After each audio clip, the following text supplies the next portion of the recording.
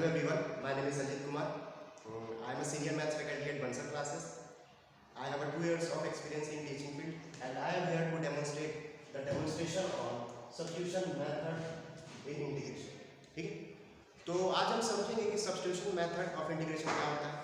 देखिए, इंटीग्रेशन के प्रॉब्लम में 60 to 70% क्वेश्चन सब्स्टिट्यूशन मेथड द्वारा ही सॉल्व होते हैं. ठीक है, तो और सब्स्टिट्यूशन मेथड का जो हम लोग यूज़ है वो जेई के प्रॉब्लम को भी सॉल्व करने के लिए करते हैं. ठीक है, तो ये कहना चाहेंगे कि ये इम्पोर्टेंट, ये जो मेथड है बहुत ही इंपॉर्टेंट है. ठीक है, तो आइए एक चीज़ इसमें समझते हैं कि सब्स्टिट्यूशन मेथड होता है. ठीक है, तो इसके नाम में भी हुआ है कि सब्स्टिट्यूशन मेथड.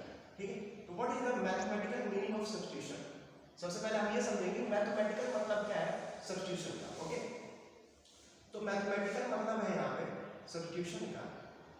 मैथमेटिकल मतलब ये है कि इंटीग्रेशन का कोई प्रॉब्लम रहा होगा, जैसे यहाँ पे एफ ऑफ एक्स रहा होगा, जी एक्स रहा होगा और यहाँ पे डी एक्स ऐसे कुछ रहा होगा. ठीक है, तो इसमें ऐसा हो सकता है कि कोई ये फंक्शन या फिर ये कोई एक्सप्रेशन, जैसे ये कोई फंक्शन होगा या फिर कोई एक्सप्रेशन होगा, उसको हम लोग कन्वर्ट करेंगे या फिर सब्स्टिट्यूट करेंगे दूसरे वेरिएबल. दूसरे वेरिएबल मतलब एक टी के फॉर्म में हम लोग सब्स्टिट्यूट करेंगे और सब्स्टिट्यूट करके हम इसका इंटीग्रेशन, फाइनल इंटीग्रेशन इसका निकालेंगे.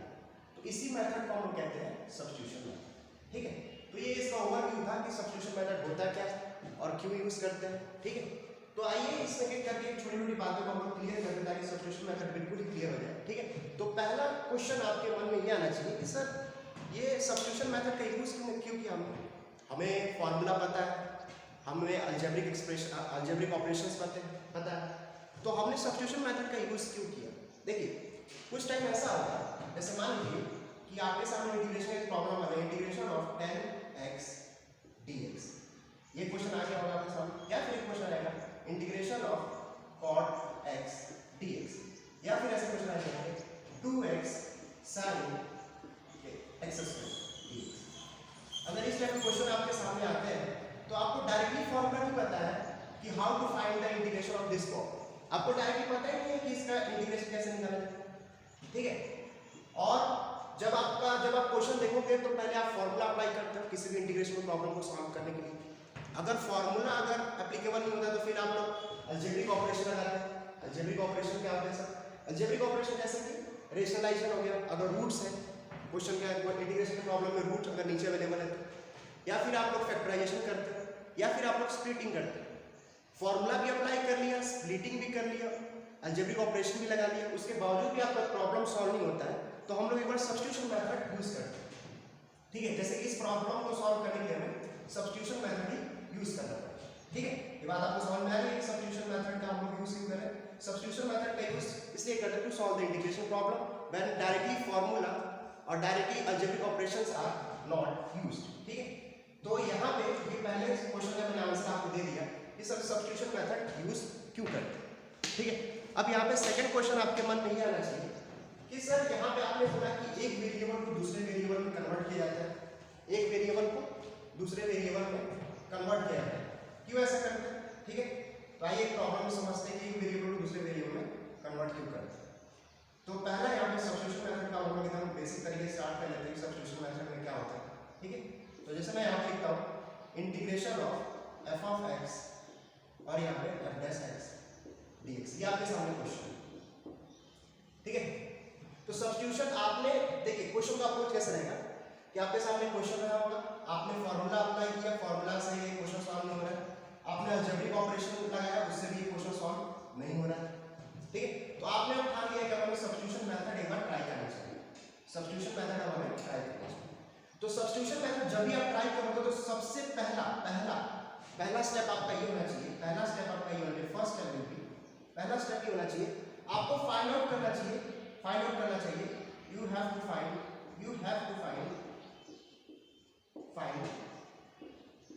अ फंक्शन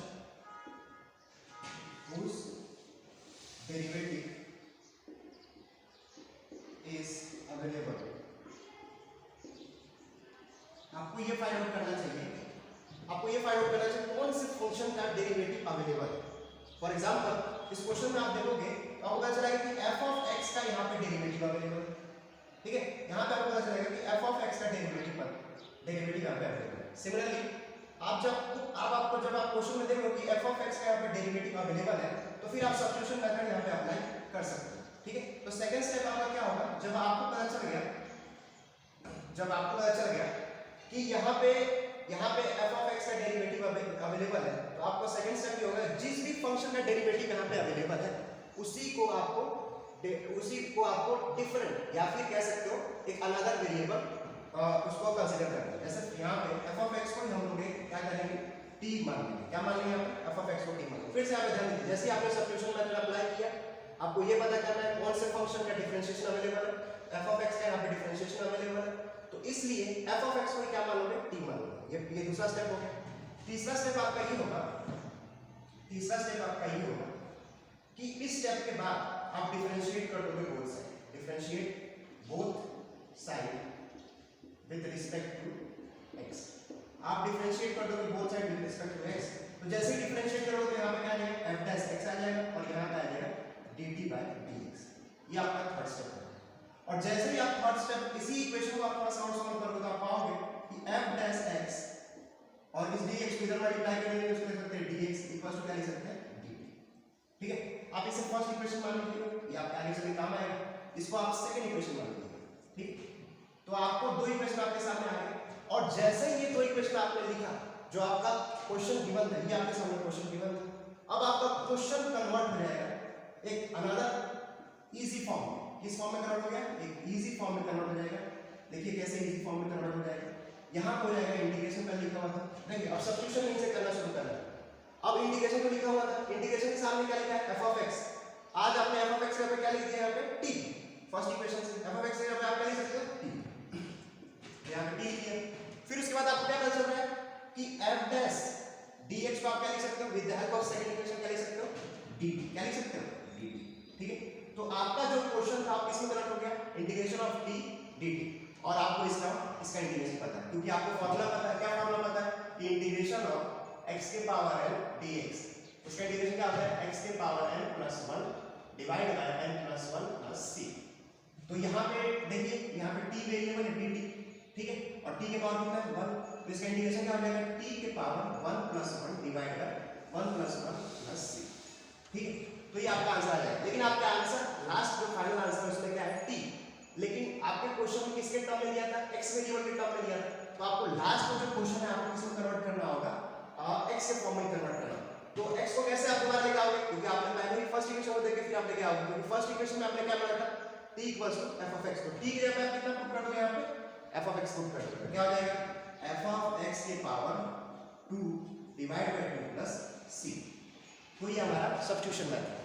तो आपने इसमें देखा कि सब्स्टिट्यूशन मेथड में क्या करते हैं, पहला स्टेप आपको क्वेश्चन में फाइंड आउट ये करना होता है कि कौन से फंक्शन का डिफरेंशिएशन अवेलेबल है। जैसे f ऑफ x का यहाँ पे डिफरेंशिएशन अवेलेबल है, ठीक है, तो जिस भी फंक्शन का f ऑफ डिफरेंशिएशन अवेलेबल है उसको ही आप t मानोगे, t मान के उसको दोनों साइड डिफरेंशिएट करोगे।